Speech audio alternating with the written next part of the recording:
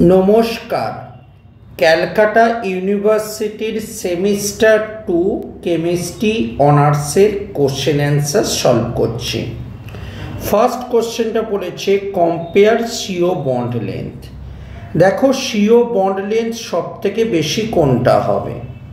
আমরা যদি প্রথম কম্পাউন্ড দিয়ে দেখি তাহলে দেখো এইখানে অক্সিজেনের বন্ডটা ওপেন হচ্ছে, আবার এই দিকে ডবল বন্ড দিয়েও এইটা ওপেন হচ্ছে, অর্থাৎ এই কার্বনটা সিঙ্গেল বন্ড হওয়ার জন্য চান্সটা অনেক বেশি। আমরা জানি সিঙ্গেল বন্ডের বন্ড লেন্থ বেশি হয়। দ্বিতীয় কম্পাউন্ডের ক্ষেত্রে দেখো অক্সিজেনের লোন পেয়ারটা এই দিকে হচ্ছে, আবার এই দিকেও রেজোন্যান্স করছে, অর্থাৎ ক্রস কনজুগেশন হচ্ছে। তাহলে ক্রস কনজুগেশনের জন্য এইখানে রেজোন্যান্সের চান্সটা অনেক কম হওয়ার জন্য এর বন্ড লেন্থটা ডবল বন্ডের দিকে থাকবে, সিঙ্গেল বন্ড হওয়ার চান্স কমে যাচ্ছে। তাই জন্য এর বন্ড লেন্থটা হবে লো, এবং এখানে বন্ড লেন্থ সিঙ্গেল বন্ড হওয়ার চান্স বেশি বলে, বিকজ দুদিক দিয়ে রেজোন্যান্স হচ্ছে, তার মানে বন্ড লেন্থটা হবে হাই। পরের কোশ্চেন বলেছে এই কম্পাউন্ডটাকে যখন মিক্সড অ্যাসিড দিয়ে রিয়াকশন করানো হয় তখন কেন এটা ফর্ম করে, এক্সপ্লেন করে দেখাও। দেখো আমি এই যে আইসোপ্রোপাইল গ্রুপটা রয়েছে সেই আইসোপ্রোপাইল গ্রুপটাকে আমি বন্ড দিয়ে লিখছি CH3 ফার্স্ট দেখো যেহেতু এটা সেকেন্ডারি কার্বোক্যাটায়ন বন্ডটা এই দিকটা ওপেন হয়ে যাবে, ঠিক আছে। তাহলে বন্ডটা এই দিকটা ওপেন হয়ে গেলে কী হবে, একটা কার্বোক্যাটায়ন ফর্ম করবে CH3 ঠিক। এবার দেখো CH3 গ্রুপ যেহেতু অর্থোপ্যারা ওরিয়েন্টিং গ্রুপ, তাই জন্য মিক্সড অ্যাসিড দিলে NO2 গ্রুপ এর রেসপেক্টে দেখো অলরেডি এখানে গ্রুপ আছে, ঠিক আছে। তো এইখানে NO2 গ্রুপ আসবে প্যারা পজিশনে, আর এই অর্থ পজিশনে আসবে NO2 গ্রুপ। এখানে আসতে পারতো কিন্তু এই স্টেরিক এফেক্টের জন্য এখানে আসবে না, তার মানে এই প্রোডাক্টটা আমার কাছে ফর্ম করবে। পরের কোশ্চেন দিয়েছে, পরের কোশ্চেনে দেখো এই কম্পাউন্ডটা কেন ইনল ফর্মে এক্সিস্ট করে। একটু যদি স্ট্রাকচারটাকে নিই, দেখো ArCH ডবল বন্ড H, এই কম্পাউন্ডটা কেন ইনল ফর্মে এক্সিস্ট করে। তাহলে তুমি খেয়াল করে দেখো এর সাইজটা যথেষ্ট বড়, দেখো এরকম একটা বিগ সাইজ। তো যথেষ্ট বড় সাইজ হওয়ার জন্য কি হবে, এই কিটো ফর্মটা ইনল ফর্মে কনভার্ট হয়ে যাবে, কারণ স্টেরিক এফেক্টটা হাইট হয় বলে। এবার তুমি বলতেই পারো যে স্টেরিক এফেক্টটা হাই হলে তাহলে ইনল ফর্মে কনভার্ট হয়ে গিয়ে আমার কী লাভ হলো না, ইনল ফর্মে কনভার্ট হলে যে লাভটা হলো স্টেরিক এফেক্টটা একটু কম হলো। কেন, কারণ তার আগে এই যে কার্বনটা রয়েছে এই কার্বনটা ছিল sp3 হাইব্রিডাইজড, অর্থাৎ 109 ডিগ্রি 28 মিনিট বন্ড অ্যাঙ্গেল। কিন্তু যখনই এটা ইনল ফর্মে চলে এলো, এখানে ডবল বন্ড তৈরি করেছে, তখন এখানে বন্ড অ্যাঙ্গেল হলো 120 ডিগ্রি, কারণ sp2 হাইব্রিডাইজড। এই কারণে এই কম্পাউন্ডটা ইনল ফর্মে চলে আসতে চায়, কারণ 109 ডিগ্রি 28 মিনিটের মধ্যে বড় বড় গ্রুপ থাকলে যে স্টেরিক এফেক্ট হবে, যদি ইনল ফর্মে চলে আসে তখন এটা 120 ডিগ্রির মধ্যে স্টেরিক এফেক্ট হবে, 120 ডিগ্রি বন্ড অ্যাঙ্গেলের মধ্যে স্টেরিক এফেক্টটা কম হবে। তাই জন্য এই কম্পাউন্ডটা ইনল ফর্মে চলে আসে। Question number 4, which one is strongest acid. এই দুটোর মধ্যে কোনটা স্ট্রংগেস্ট অ্যাসিড। দেখো আমি বলবো প্রথমটা স্ট্রংগেস্ট অ্যাসিড। তার কারণ হলো H+ লস করলে যেটা তৈরি হয় সেটা হলো কনজুগেটেড বেস। এখন এই কনজুগেটেড বেসটার দিকে যেই তাকাই দেখতে পাবো এই কনজুগেটেড বেসটা NO2 গ্রুপটার মধ্যে কি করছে না রেজোন্যান্স করছে, NO2 গ্রুপের মধ্যে কি করছে না রেজোন্যান্স করছে, ঠিক আছে।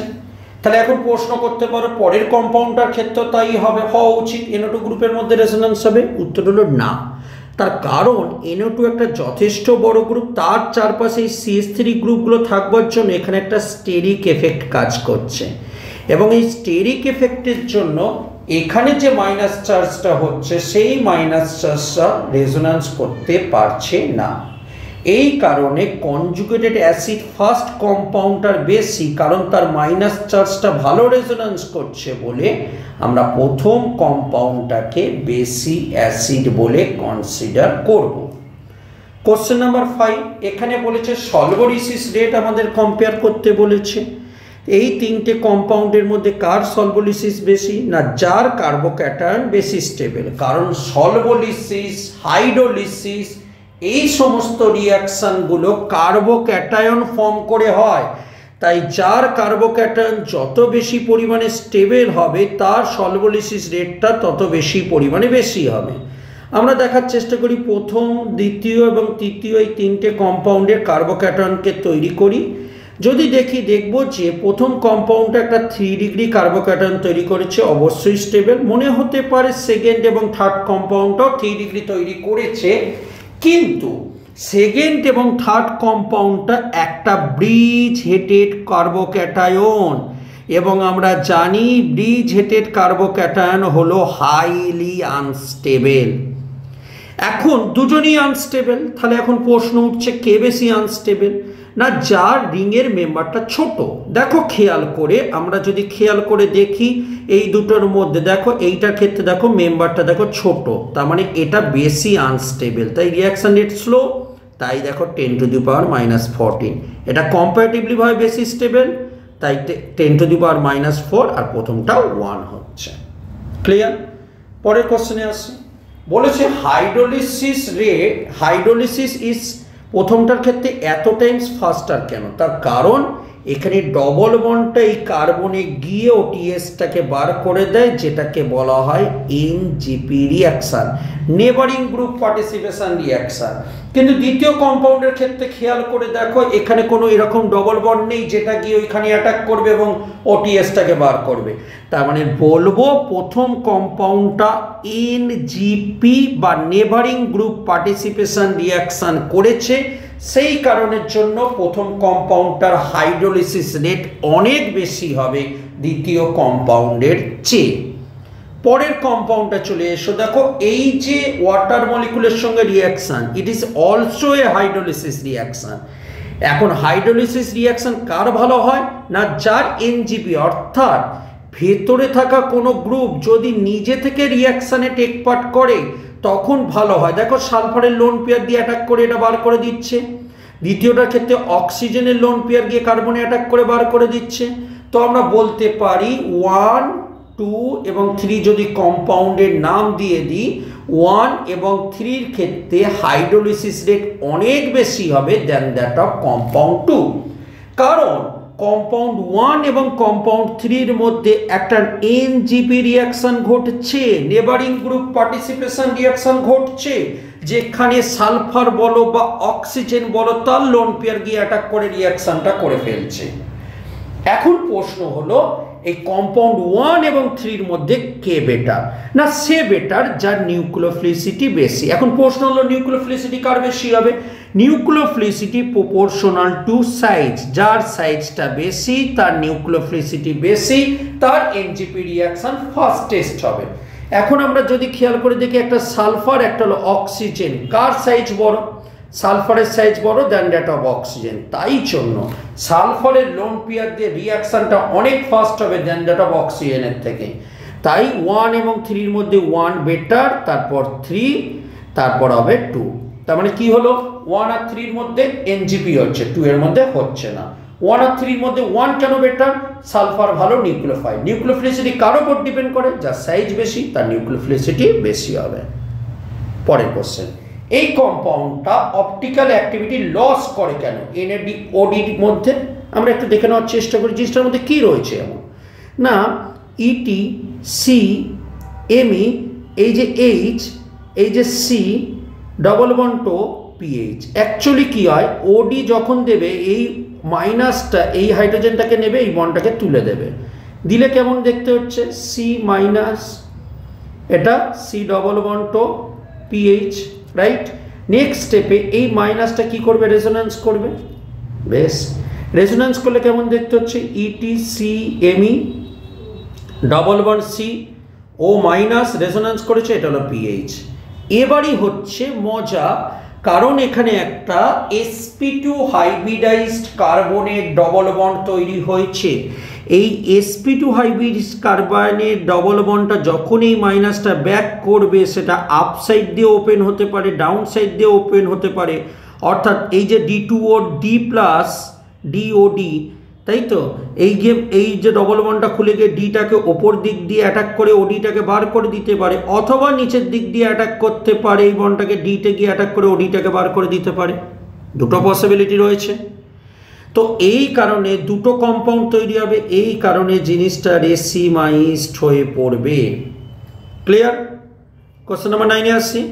বলেছে এই কম্পাউন্ডটা ডিহাইড্রেশন করলে কেন এইটা মেজর প্রোডাক্ট এইটা নয়। চলো, ডিহাইড্রেশন রিয়াকশনের ক্ষেত্রে প্রথম ওইচটা বেরিয়ে যায়। এখন দেখো ওইচটা যখনই বেরিয়ে গেল তখন দেখো একটা কার্বোক্যাটায়ন ফর্ম করেছে, রাইট? এখন এই কার্বোক্যাটায়নটা কত ডিগ্রি কার্বোক্যাটায়ন? কার্বোক্যাটায়নটা 1 ডিগ্রি কার্বোক্যাটায়ন। 1 ডিগ্রি কার্বোক্যাটায়ন হলে কি হবে না, পাশ থেকে একটা হাইড্রোজেন এখানে মাইগ্রেট করে এখানে চলে আসবে। চলে আসলে কেমন দেখতে হবে?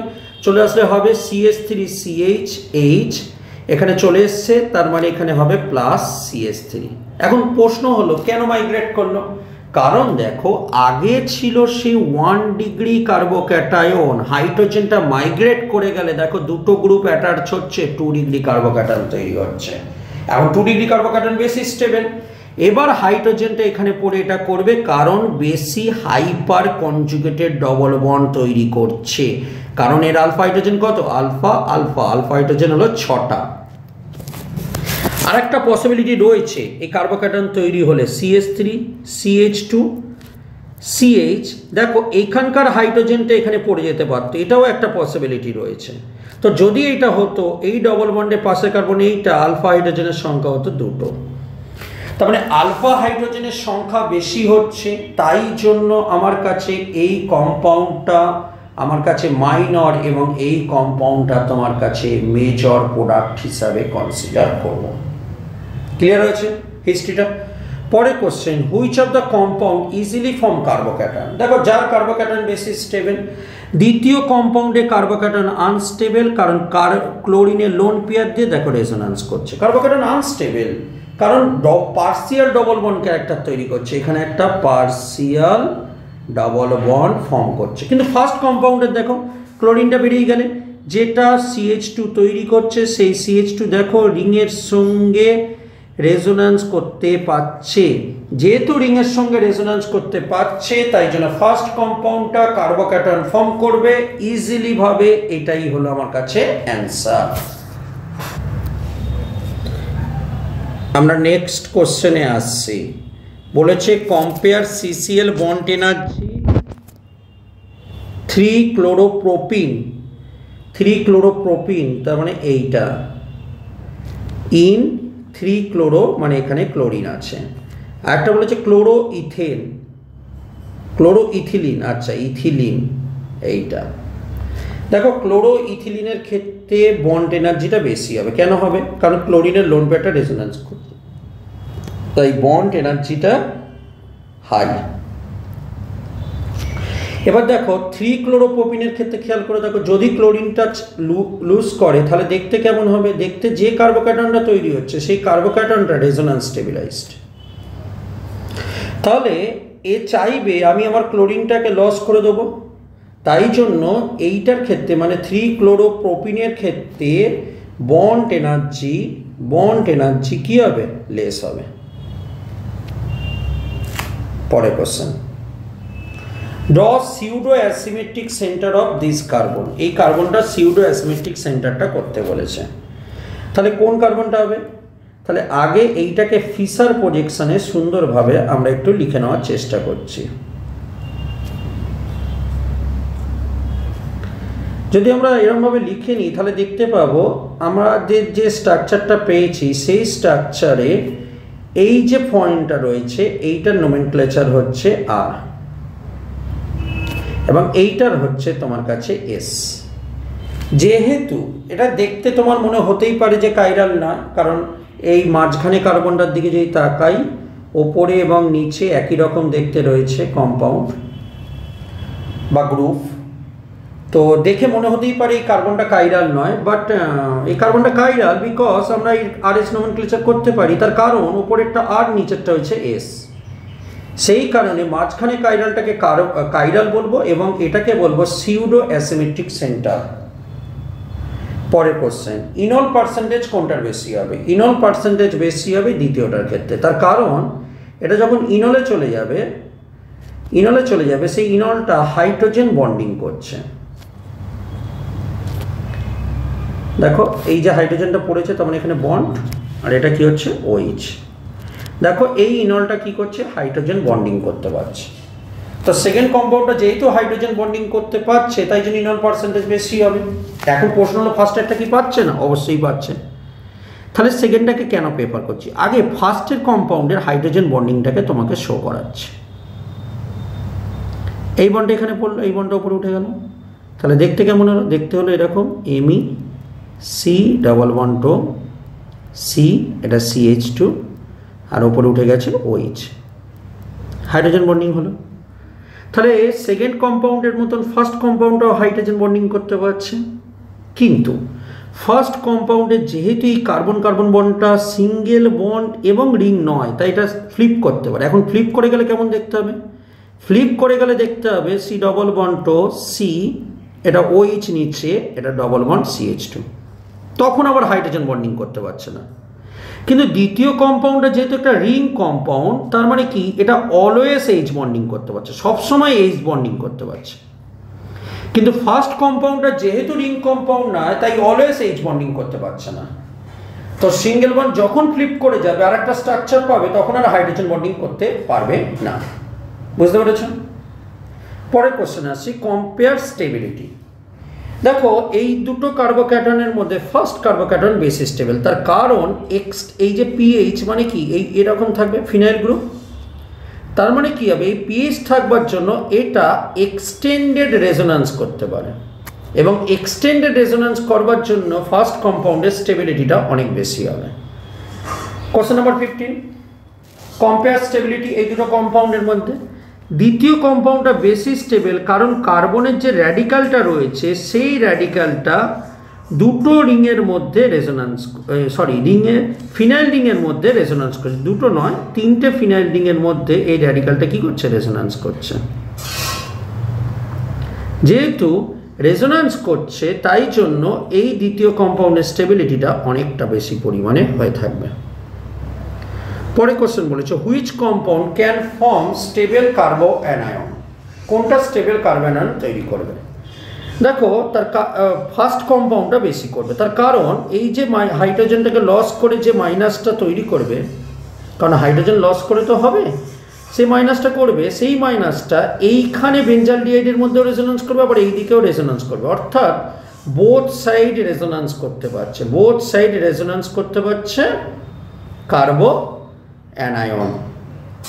কিন্তু ফার্স্ট কম্পাউন্ডে দেখো হাইড্রোজেন লস করে যে মাইনাসটা হবে সেটা একটাই CH এর মধ্যে রেজোন্যান্স করতে পারছে, পরেরটার মধ্যে কিন্তু পারছে না। এই কারণে ফার্স্ট কম্পাউন্ডের স্টেবল কার্বো অ্যানায়ন ফর্ম করবে। কোশ্চেন নাম্বার 17-এ আসছি, আরএস নোমেনক্লেচার বার করতে বলেছে। বলতে হবে এই নোমেনক্লেচারটা আর হবে না এস হবে। এসও আরএস নোমেনক্লেচার করার চেষ্টা করি। তো এই কার্বনটাকে আমি কি করলাম, এইখানটা হাইড্রোজেন দিয়ে দিলাম, ঠিক আছে। এবার দেখো এইখানে কার্বন পাচ্ছ, এইদিকে গেলে কার্বন পাচ্ছি, এখানে গেলেও কার্বন পাচ্ছি, ঠিক আছে। কিন্তু এখানে কার্বনের পর অক্সিজেন পাচ্ছি, কিন্তু এখানে কার্বনের পর কিন্তু কোনোভাবেই অক্সিজেন পাচ্ছে না, কার্বনের পর সবসময় কার্বন পাচ্ছে। তাহলে অক্সিজেনের প্রায়োরিটি বেশি হওয়ার জন্য 1 নম্বরে গেল, হাইড্রোজেনটা 4 নম্বরে এলো। এবার দেখো 2 আর 3 মধ্যে লড়াই হচ্ছে, এই দিকে গেলে কার্বন CH3, এখানেও কার্বন CH3। আচ্ছা এটা নিচের দিকে আসলে কার্বন তার সঙ্গে CN, এইদিকে দেখো শুধু CH2 পাচ্ছ। তাহলে দ্বিতীয় কার্বনের এক্সপেক্টে যদি দেখি এখানে কার্বন, এখানে CN আছে, এখানে শুধু CH2 আছে, তাই জন্য এই দিকে প্রায়োরিটিটা বেশি হবে। তাই এটা চলে এলো তোমার কাছে 2 নম্বরে এবং ওপরটা গেল তোমার কাছে 3 নম্বরে। এবার তুমি চাপো এই দিকটা, এইটাকে আমি চেপে দিচ্ছি, চেপে দিলে নাম্বারিং যেটা আছে 2, 3, 4 মানে অ্যান্টি ক্লকওয়াইজ ঘুরছে, মানে এসে ঘুরছে। এবার আমরা রুল কি জানি, 4, 3, 2, 1 প্লাস মাইনাস, তার মানে 1 নম্বরে মাইনাস, 1 নম্বরটা চেপেছি মাইনাস, তার মানে এসে ঘুরছে মানে এটা আর হবে। ওকে, কোশ্চেন নাম্বার 18 বলেছে কোনটার ক্ষেত্রে বেশি স্টেবল। দেখো তোমার মনে হতেই পারে ফার্স্ট কম্পাউন্ডটা বেশি স্টেবল, কারণ লোন পেয়ারটা রেজোন্যান্স করছে। উত্তরটা ভুল, কারণ এই যে ক্যাটায়নটা রয়েছে এটা হলো ব্রিজ হেডেড পজিশনে রয়েছে, ব্রিজের হেড পজিশনে রয়েছে। কিন্তু দেখো এইখানে যে কার্বোক্যাটায়নটা রয়েছে এটা কিন্তু ব্রিজের মধ্যে কার্বোক্যাটায়নটা নেই। এখন ব্রিজ হেডেড কার্বোক্যাটায়ন হলো আনস্টেবল হয়ে থাকে, তাই প্রথমটা হবে আনস্টেবল হবে, কিন্তু দ্বিতীয়টা কম্পারেটিভলি ভাবে কি হবে, স্টেবল হয়ে যাবে। তাই জন্য দ্বিতীয় কম্পাউন্ডটা বেশি পরিমাণে কি হবে, এক্সিস্ট করবে। আমরা নেক্সট কোশ্চেনে আসছি। বলেছে কম্পেয়ার স্টেবিলিটি, এই দুটোর মধ্যে কোনটা বেশি স্টেবল। অ্যান্সার হবে দ্বিতীয়টা বেশি স্টেবল।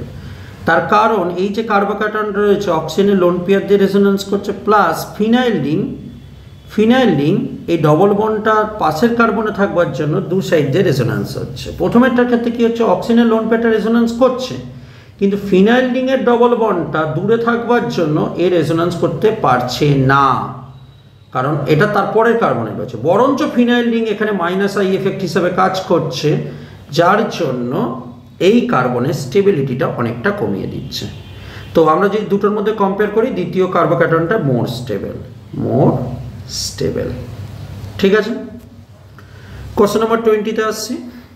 বলেছে এই কম্পাউন্ডটা কেন ইন্টারমিডিয়েট ফর্ম করে থাকে, আয়নিক ইন্টারমিডিয়েট ফর্মে থাকে।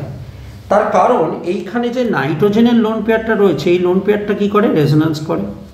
এখন রেজোন্যান্স করলে এই একটা অ্যারোমেটিক কম্পাউন্ড ফর্ম করছে। দেখো এইখানটা মাইনাস চার্জ হচ্ছে, আর পিএইচ এখানে নাইট্রোজেন দুটো এমই এখানে হচ্ছে প্লাস।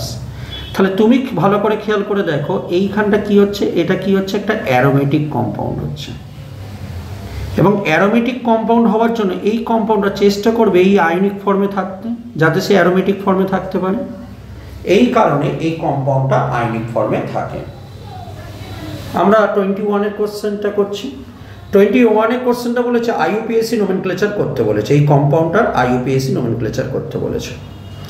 দেখো একটু ভালো করে খেয়াল করে দেখো মোট কটা কার্বন, ইথাইল মানে কি আছে, CH2 CH3। আচ্ছা প্রথমে দেখে নিই এই যে ডবল বন্ডটা রয়েছে, দেখো দুটো অপোজিট দিকে মোস্ট প্রায়োরিটি গ্রুপটা রয়েছে, তার মানে এইটা হলো তোমার কাছে ই। আচ্ছা এইখানে ডবল বন্ডটা দেখো CH2 CH3, এই দিকে দেখো মোস্ট প্রায়োরিটি গ্রুপটা কোন দিকে রয়েছে, একই দিকে রয়েছে, এটা হলো জেড। কোনটার প্রায়োরিটি বেশি, জেডের প্রায়োরিটি বেশি, তাই জন্য নাম্বারটা জেডের দিক থেকে স্টার্ট করব। তাহলে 1 2 3 4 5 6 7 8, তাহলে কি লিখছি দেখো 3Z, 3 নম্বরে জেড আছে 3 আর 4-এর মধ্যে, আবার 5 নম্বরে রয়েছে ই, 5E।